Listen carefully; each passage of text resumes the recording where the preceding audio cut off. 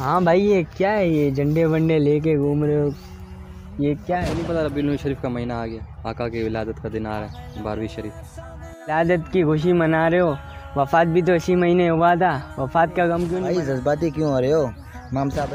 آپ نہ بولے، میں بات کر رہا ہوں۔ دیکھیں آپ کے پڑوسی میں کسی کا انتقال ہوا، کتنے دن سوگ منایا آپ نے، کتنے دن گھر کے بعد دریاں بچھی رہے، 3 دن کا سوگ ہوتا ہے بس۔ اور کسی بچے کی سالگرہ ہوتی ہے تو ہر سال منائی جاتی ہے۔ ہاں بھائی وہ تو ہر سال منائی جاتی ہے، میری بھی گزری ابھی ریسنٹلی، دوستوں نے بنائی ہے۔ 3 دن کا ہوتا ہے، خوشی زندگی بھر کی ہوتی ہے۔ اب آپ کو سمجھ میں آیا؟ اسلام کی ولادت جمعے والے دن ہوئی اور ان کی وفات بھی جمعے والے دن ہوئی، اور جمعہ تو سید الایام ہے، عید کا دن بھی ہے۔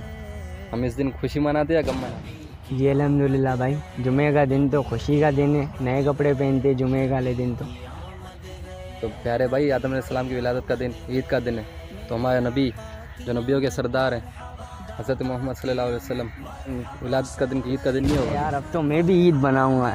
کار کی آمد مرحبا، دلدار کی آمد مرحبا۔